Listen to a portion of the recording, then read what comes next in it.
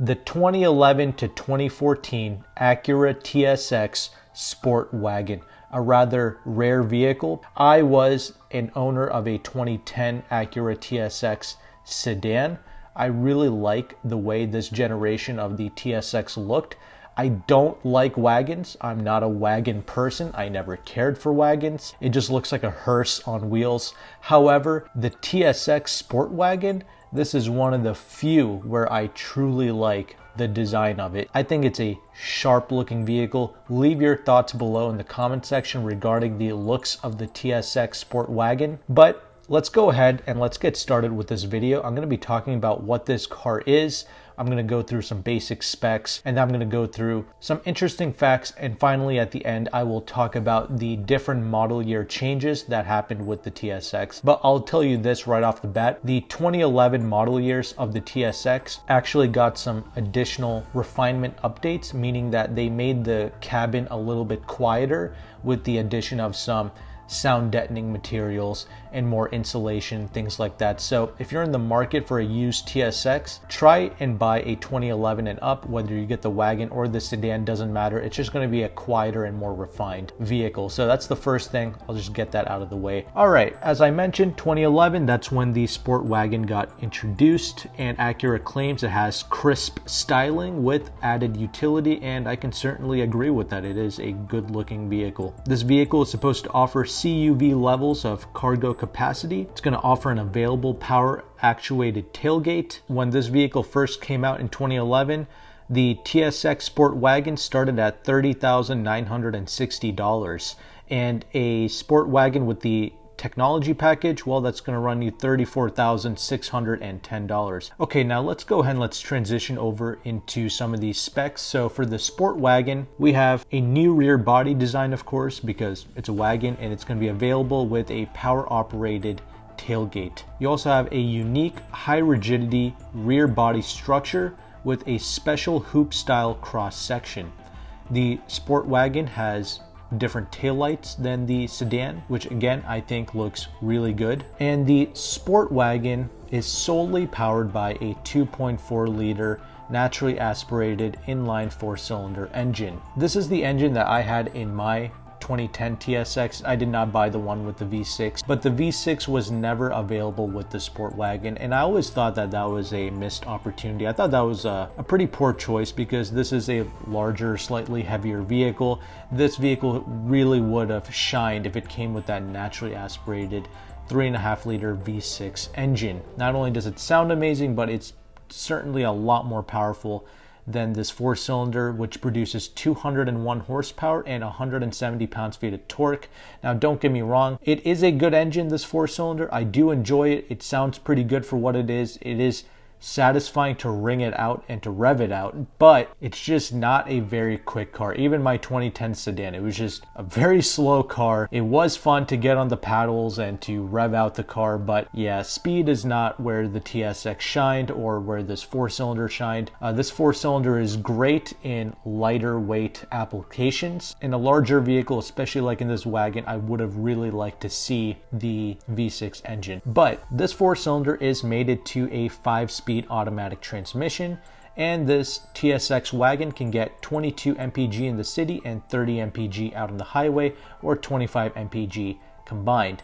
Now, that 5-speed automatic transmission, that is also the only transmission option that you have with the wagon. I feel like that's also another missed opportunity because they could have given you the 6-speed manual transmission in conjunction with this 4-cylinder. If they did that, then it would have been fine that they didn't offer the V6 engine, because this wagon could have been a lot of fun to drive with that manual, but unfortunately they did not give that option to you. This is already a niche product. You know, wagons are not very popular in the United States anyway. I think the Cadillac CTS-V and the Mercedes E63 AMG wagons, I think they're like one of the rarest cars in the United States because nobody bought them. I get that it's a niche product, but because it's so niche, that's why I feel like they could have offered all these little sporty things like a manual or a V6 things of that nature. So kind of a disappointment that they didn't do that, but it is what it is. Let's continue here. The TSX Sport Wagon has a unique sport-tuned front and rear damper specifications. We also have unique tuning for the electronic power steering. The wagon also has specific tuning for the audio system, which I'll talk more in detail on a little bit later.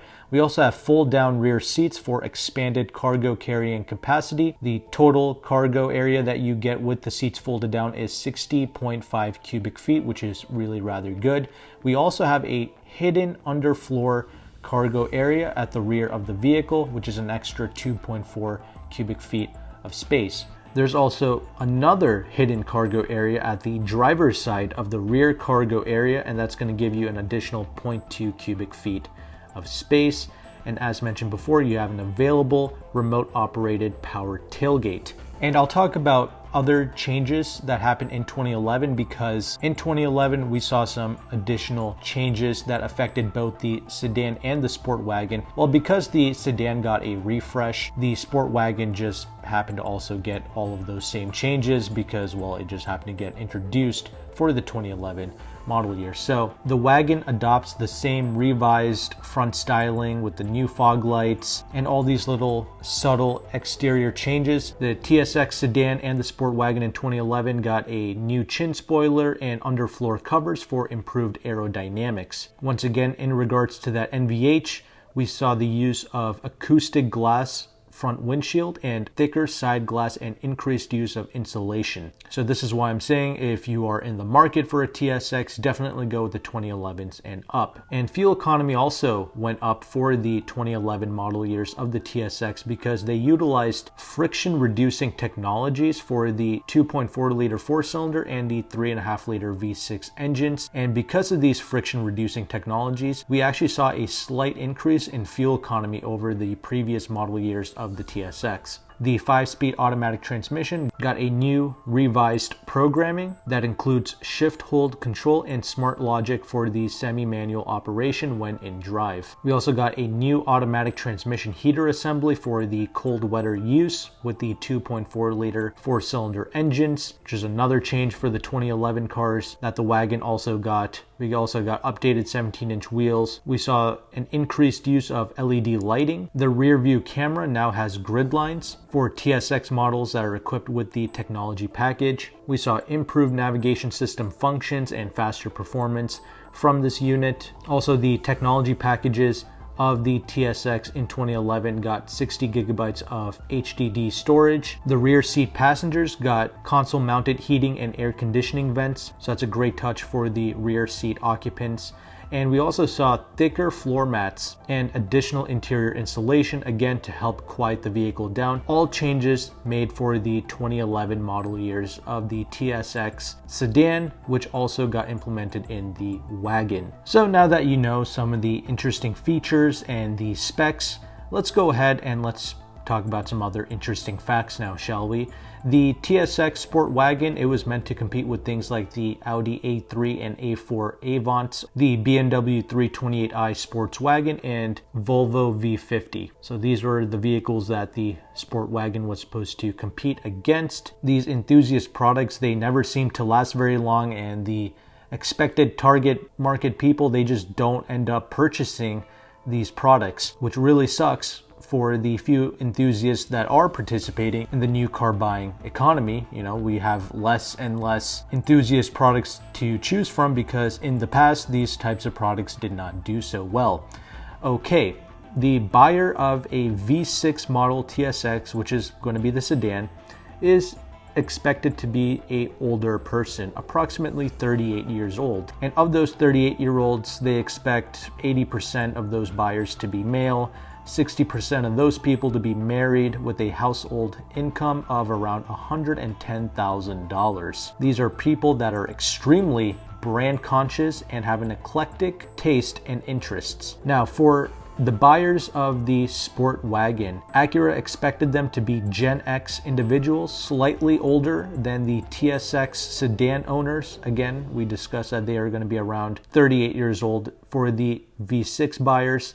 And these are going to be people who have young families, and the secondary buyers of the TSX Sport Wagon will most likely be people with an active lifestyle. So it's always interesting to read up on that. And the TSX models, one of the things I really liked is they utilized a proper suspension geometry. They had double wishbone front suspension and a multi-link rear suspension.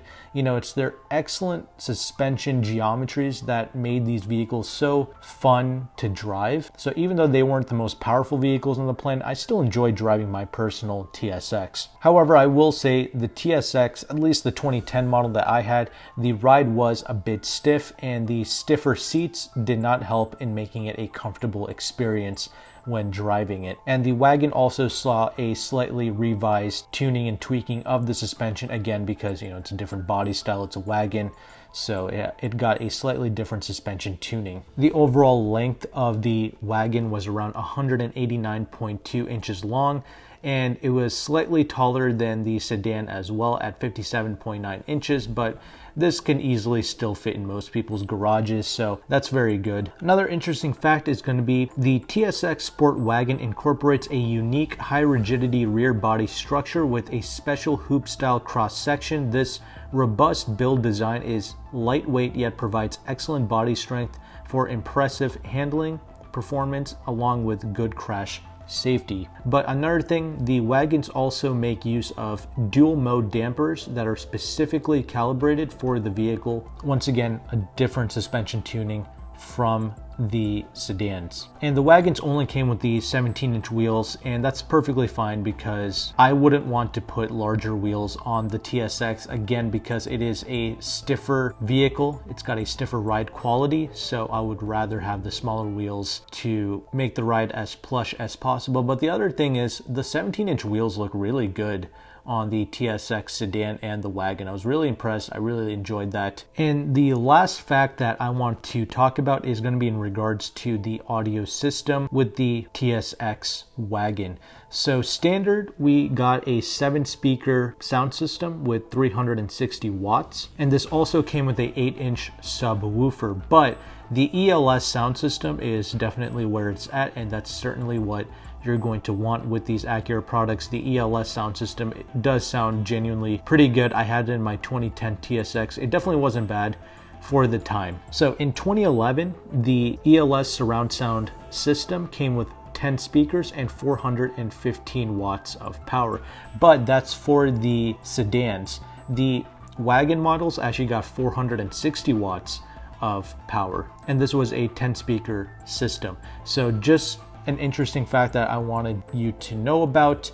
The wagon's got a slightly more powerful system, I guess, because there's more interior space inside. Let's go ahead and let's talk about the various changes that happened between the wagon model years. As mentioned, 2011 is the first year where the Sport Wagon got introduced. In 2012, the wagon received additional cargo storage space, primarily because there was a compact tire repair kit. So I'm guessing they just got rid of the spare tire, and this is one of the ways that they enhance the cargo capacity for the wagons.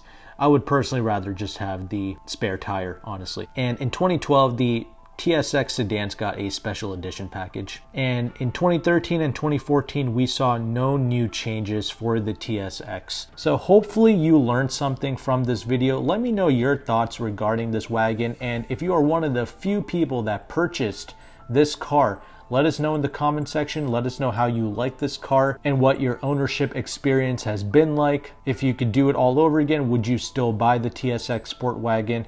And let us know, do you like the way it looks? Because it's one of the few wagons where I personally like the looks of it. I think it's a cool looking car, but at least in the United States, people have made up their minds. They don't care about wagons. They don't like wagons. They would rather have an SUV instead.